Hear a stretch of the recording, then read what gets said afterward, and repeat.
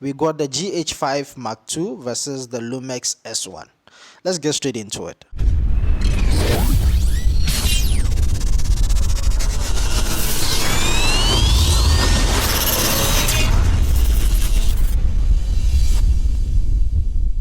If you're a fan of this channel, or if you have been following this channel, you will probably know that over the past months, or let's say a year, I've been owning a couple of cameras, and that includes the Panasonic S1. I'm actually shooting on the Panasonic GH5 Mark II, which is actually filming me. That's what you're watching me on. So I'm going to compare my overall experience for the past a month or year of owning these amazing cameras. I've actually done my hands on the S1 for commercial, for paid job, for personal YouTube videos like this, and I've actually used the GH5 as well for weddings as well, for and YouTube, like what you're actually seeing. So I believe I do have a couple of experience to share and take you guys on the things that I actually love about the cameras and what I don't love about the cameras, and to recommend whether these cameras can still hold up in today's standard. So right now I'm shooting myself on the GH5, and the GH5 is a micro four third sensor. In that case, the sensor of the GH5 Mark II is actually smaller than the one on the S1.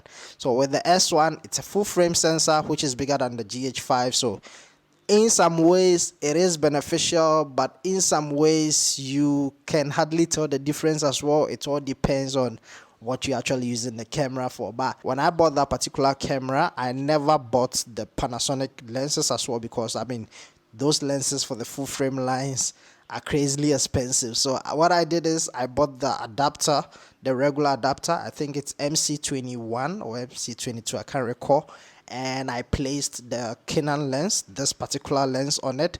So I was using the Canon lens on that particular Lumix, and it was a bit of a problem because I was lacking a few things, like the stabilization was not really good and the autofocus was a mess. I do know that the GH5 Mark II also does have autofocus struggle, but if I'm to compare this particular camera with the the S1's autofocus, I would pretty much say that the GH5 Mark II does have a better autofocus than the S1.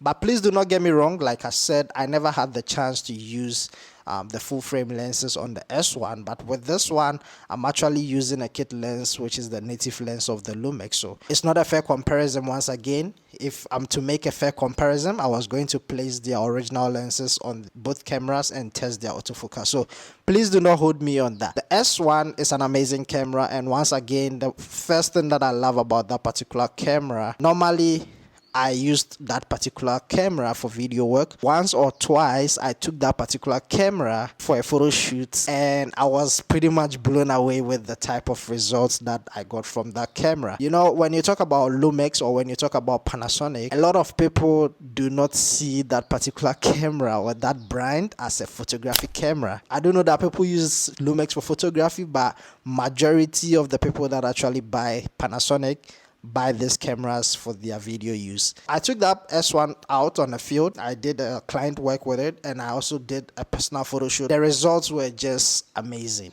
Regardless of the lenses that I placed on that particular camera, it just come out great. The details, the sharpness that I was getting out of that particular camera was just awesome. You could zoom in the images, and the details that you can still retain from the images, I was blown away. Like that was the nicest thing that I actually enjoy about the S1. So if you're someone that is actually thinking, okay, can I buy the S1 for photography work? Can it even hold up? It's an awesome gear for photography. It's not only for videography. So in case you're a photographer and you are thinking of getting the S1, I think you should give it a try. It's going to do an amazing job. There is a new firmware update for the S1 which was released, I think, last year or so, and that particular firmware update allows you to shoot 6K. I don't know if that was an open gate or so, but it gives you the ability to shoot 6K on that particular camera without having to put any external monitors or any Atomos or whatsoever. Even though it had its own downside where I think it was about 30 minutes or so, it's going to stop and all that. But then I like the fact that it is there. In as much as I'm praising that particular camera, there were a few downsides that I personally did not like. And the first thing that I'm going to tap on will have to be the swivel screen, the articulating screen, or whatever you call it, the screen at the back of the camera. So with the Panasonic GH5 Mark II, I do have the ability to flip up the screen, which I can actually see what is happening. I do know that I'm in focus, I'm in the middle of the frame. If I go like this, I do know that I'm going away from the screen. But with the S1, you're not going to see anything on that particular screen. And that was one of the major problems. That was the main reason why I had to get the GH5 Mark II. Being a YouTuber or being a video creator, I'm not always going to be behind the camera. So sometimes it's just best that I do have a camera that got a flippy screen. I need to see what is actually happening. And because of that problem, I had to buy an external monitor, and that was an additional money. Had to buy some clamps, HDMI cables. It was just boring. It's something that I wouldn't recommend you to do. But if ever you're a video maker or you're a filmmaker who do not care much about this flippy screen, or if you're someone that is always behind the camera, then I think it should not bother you that much. But for me, I pretty much like cameras that's got articulating screen, and that is something that draw me away from the S1. So I think in some ways there's a trade-off here and there. Another thing that I dislike about the S1 will have to be the fact that the camera does have two memory card slot, but not all of them are the same. So here's the thing, they gave us two slots on the S1, but the first one is the SD card, which is standard. I don't think I have one here, but the regular SD card.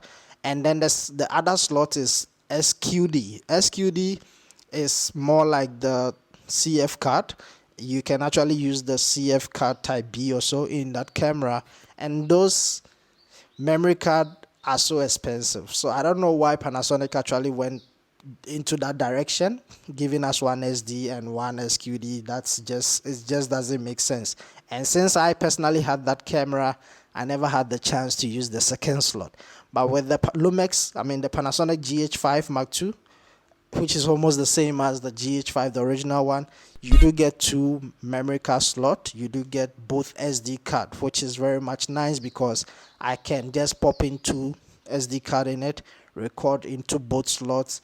It's just great that camera companies give us two slots which are the same card, unlike giving us two slots which are different card. And the SQD is not cheap. It's definitely not cheap. So that is something that I also dislike when it comes to the S1, coming from the S1 to the GH5 Mark II or GH5, whatever. It's not perfect. It's not, and there isn't any perfect camera in the market. It all depends on which one that you think will be more suitable for the type of work that you do. But for me, I think if currently I'm to choose between the S1 and another camera, I'll probably go with the GH5 Mark II over the S1, or I'll go for the original S5, not the Mark II, the original S5 over the S1.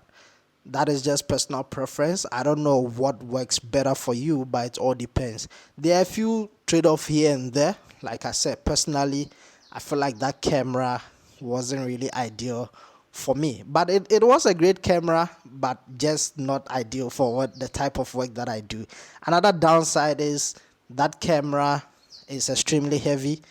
It's not a light camera by any means. And if you are someone that do running gun style, shoot wedding videos, music videos, that camera is definitely going to piss you off, because just the body alone is a weight on its own. It's almost same weight as the S1H, which is very much crazy. So if ever you want to get that camera, you should put these factors into consideration. And obviously that camera is not a camera that you can just pick it up straight away and use it.